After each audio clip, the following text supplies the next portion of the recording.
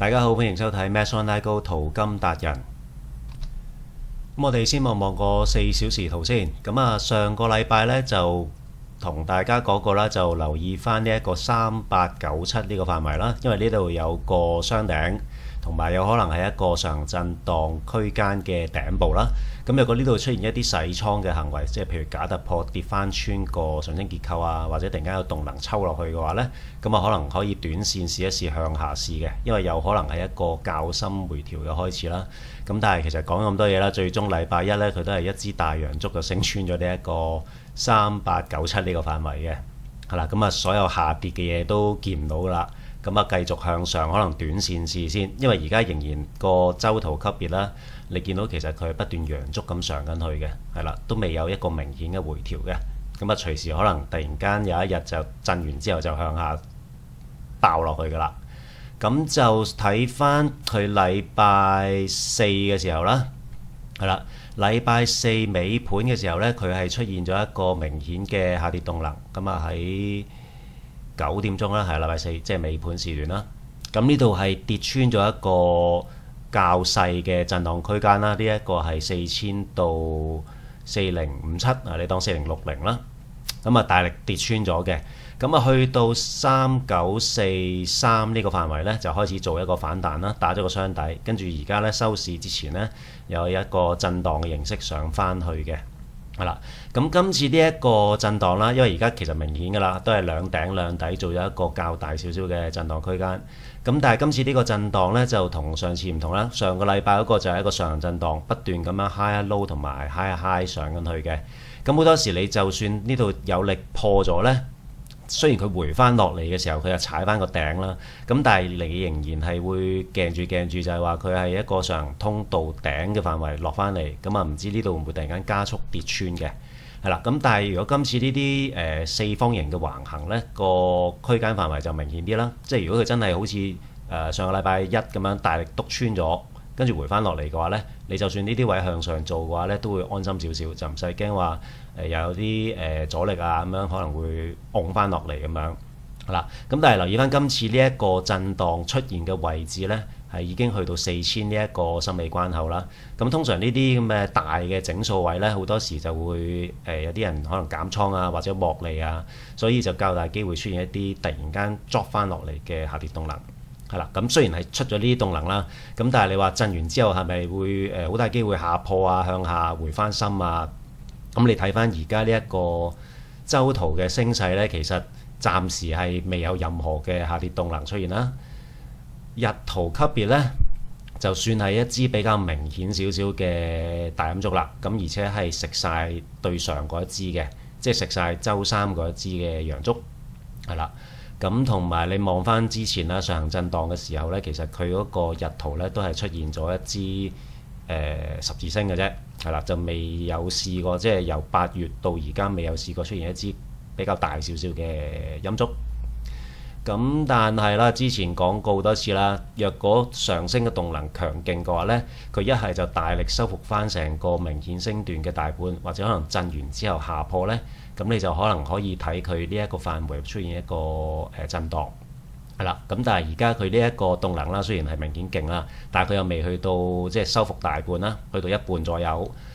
但係呢，由於佢已經出現咗一個明顯嘅震盪範圍啦，你細圖呢個處理方法啦，都係喺頂底嗰度做㗎啦。就若果你話本身你可能傾向上睇，即係向上做嘅話呢，你就呢啲頂位你就唔好理啦。你等佢價格可能翻落嚟呢一個橫行底部3943呢啲位，先再等佢一個細圖反彈，然後向上試。因為你個價格而家不斷向上衝緊上去呢，你喺小時圖你咁樣直接買上去嘅話係完全冇着數嘅，因為可能佢會上翻去中線啦，或者去翻呢啲嘅頂位，跟住就回翻晒落嚟都唔出奇嘅。所以你要試嘅話呢，都一定係呢啲低位以細圖級別去嘗試咯。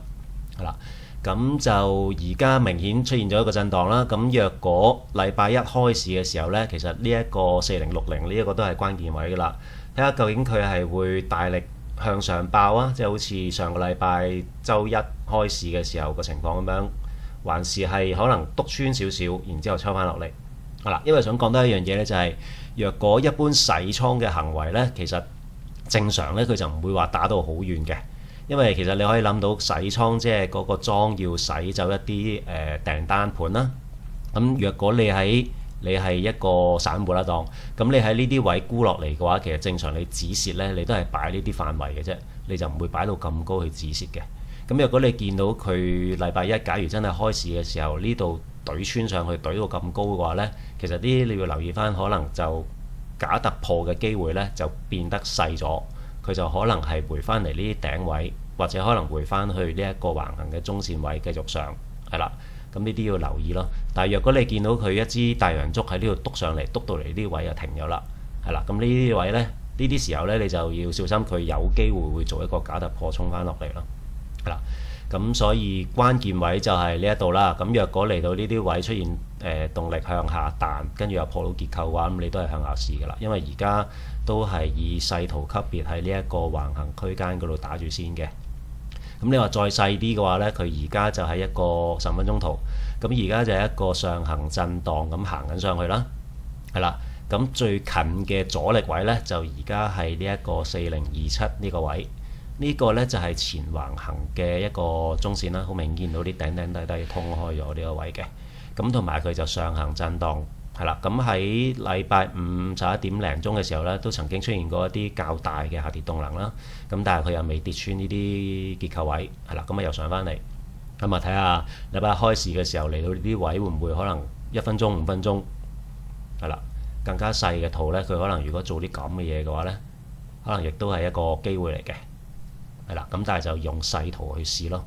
基本上而家呢一個價格咁高嘅位置呢，你都唔會用啲小時圖級別去操作㗎啦。一般要做嘅話呢，你都係打住啲頂頂底底或者係啲小時圖嘅支持阻力位，然之後可能用5分鐘圖試一試嘅。哇，輕機係啦，嗱咁啊，總結一下下個禮拜點樣玩啦。咁頭先所講呢，就係話而家佢係一個震盪上行緊啦。咁但係喺一個小時圖級別呢，你會見到而家係一個明顯嘅橫行嘅區間入邊嘅中間位。咁如果要炒嘅話呢，即係要做交易嘅話啦，咁向下嘅話呢，最近呢就係而家呢一個嘅前橫行中線位4027呢個範圍。咁睇下會唔會分鐘圖啦，1分鐘5分鐘會做一啲彈翻落嚟破結構嘅嘢，咁你可以以一個上行震盪頂炒翻落個底嘅形式去做嘅，係啦。咁另外若果你係睇好長線，佢係要上，而你唔想向下做嘅話呢，咁你喺向上做嘅時候啦，咁最好都係去翻一啲小時圖嘅支持位啦，譬如翻落嚟呢啲低位大橫行底部。係啦，咁啊出現動能反彈向上嘅時候呢，就嘗試去試，然之後呢，到位就減倉，咁啊睇下一路可唔可以去到更高嘅位置啦，上翻去橫頂呢啲位，又或者另外一個情況呢，禮拜一開市之後呢，仍然 keep 住係繼續向上，咁然之後呢，佢呢度爆上嚟嘅動能呢，係明顯打得夠遠，係啦，咁跟住你就可以翻嚟呢啲位嘅時候呢，就以細圖形式去睇下有冇向上嘅嘢做啦。係啦，咁啊千祈唔好直接入市啦。就算啊 Elon Musk WhatsApp 你都好啦，咁你話即係可能佢話下個禮拜升到4500喎咁樣，你都唔好直接咁樣衝入去啦。因為你而家呢啲喺個震盪區間中間位上，即係喺呢啲位直接買向上嘅話呢，咁啊隨時一買完之後佢又回翻落去嘅。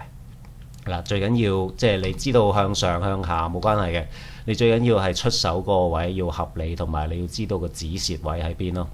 咁啊，止蝕位好簡單啦，通常就係你爆完反彈嗰一下，你嗰個反彈動能嘅底部咪就係一個止蝕位咯。係，因為再跌穿嗰個底部嘅話，即係其實係錯咗方向噶啦。咁啊，同埋都係啦，奉勸一句啦，因為而家其實你周圖見到佢不斷咁樣陽燭向緊上呢，呢啲時候呢，你真係要睇佢4500或者5000呢，就千祈唔好喺度就咁入市啦。係啦，唔好喺高位接貨。簡單講，因為你都唔知個止蝕擺邊，要入市呢，就真係去翻一啲即係最起碼去翻小時圖嘅支持位，再等佢細圖有力反彈之後呢，你先去試，跟住呢，成功咗延續向上啦，就減完倉之後呢，跟住你就可能拉報本，咪睇下佢會唔會去到更加高嘅位置咯。你要試向上呢，就咁樣試，係啦，就唔好直接衝入去。下個禮拜一開始就買，係啦，跟住就諗住4500，係啦。呢一個呢，就真係一個散戶嘅行為嚟嘅，咁啊高位接貨，簡單講係啦，所以就千祈唔好咁樣向上買，係啦。你話真係想等長線少少嘅話呢，我建議你不如等向下，係啦，等啫，唔係叫你衝入去，即係嚟到呢度可能震完一輪之後做咗一個假突破衝落嚟嘅，你咪向下試咯，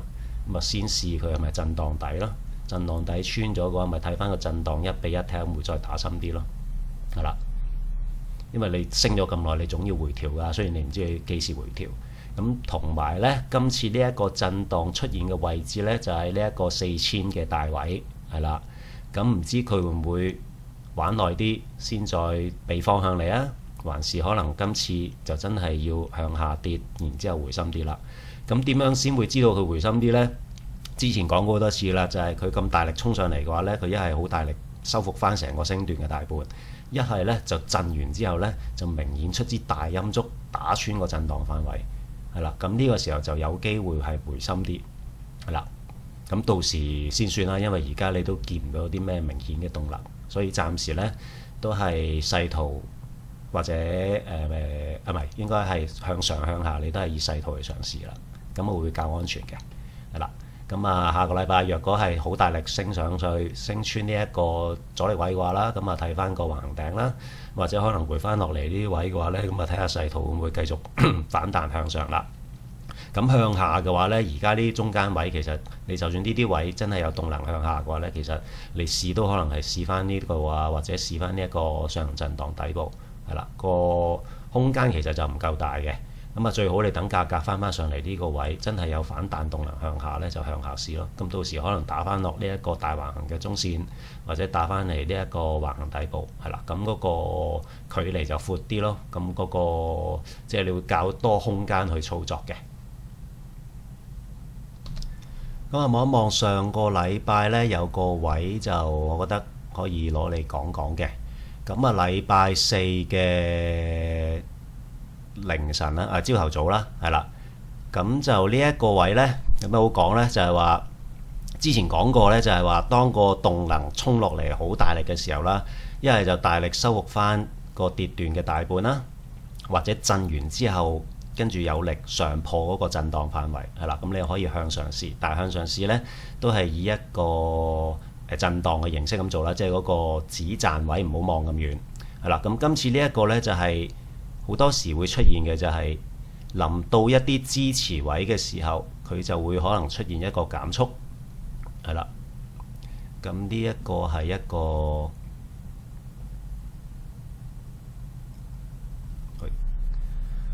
係啦，你可以話係大圖嘅一個比較細嘅一個支持位啦，都係見到佢有個結構喺度嘅。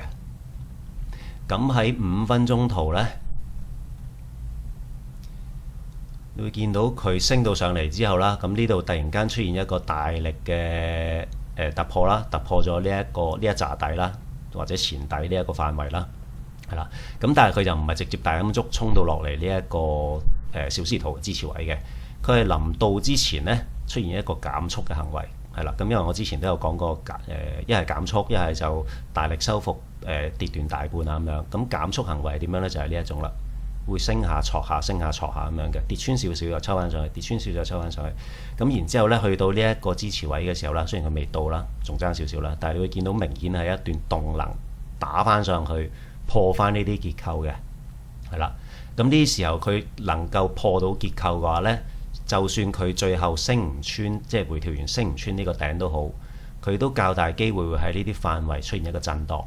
咁出現一個震盪嘅話呢，即係代表你喺呢一個反彈段嘅較低位置入到市嘅話啦，咁你都可能會俾你有空間拉到報本，甚至乎減到倉嘅。咁而家呢一個位呢，就係5分鐘圖試啦，5分鐘圖唔明顯，1分鐘圖。